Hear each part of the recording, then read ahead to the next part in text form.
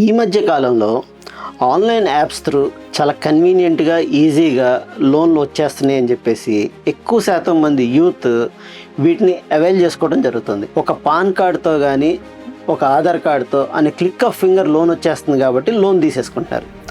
సబ్సిక్వెంట్గా ఈ లోన్ కట్టలేని పక్షం అరైజ్ అయినప్పుడు ఆ లెండర్ ఎవరైతే ఉన్నారో వాళ్ళు ఎగ్జార్బిటెంట్ ఇంట్రెస్ట్ రేట్స్ లివీ చేశారని, లేకపోతే కాంపౌండెడ్ ఇంట్రెస్ట్ రేట్ లివీ చేశారని, ఆ లోన్ కట్టలేని పక్షంలో మా ఫ్రెండ్స్ అందరికి కాల్ చేశారు, మా చుట్టాలకు కాల్ చేసి మమ్మల్ని డిఫేమ్ చేశారని చెప్పి చాలా ఎక్కువగా దీని మీద ఒక బ్లేమ్ గేమ్ నడుస్తూ ఉంటుంది. సబ్సిక్వెంట్గా ఈ బ్లేమ్ గేమ్ తర్వాత కోర్టులకు వెళ్ళి ఏదో ఆర్డర్లు వస్తున్నాయి అని చెప్పేసి కూడా ఎక్కువ ప్రాచుర్యం నడుస్తూ ఉంటుంది. అయితే దీనిలో మనం తెలుసుకోవాల్సింది ఏంటి అంటే, ఒక అప్పు తీసుకునేటప్పుడు ఆ అప్పు మనం తీర్చవలసిన బాధ్యత మన మీద ఉంటుంది. That is a mandatory thing.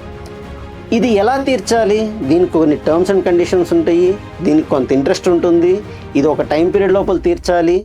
ఇవన్నీ కూడా అప్పు తీసుకునేటప్పుడే అప్పు ఇచ్చేవాడి దగ్గర మనం తెలుసుకున్నాం అనుకోండి, మన ఫండమెంటల్ డ్యూటీ మనం కరెక్ట్గా చేసిన వాళ్ళం అవుతాం. ఎవరో చెప్తూ ఉంటారు కదా, డబ్బులు ఎవరికి ఊరికనే రావు అని చెప్పేసి.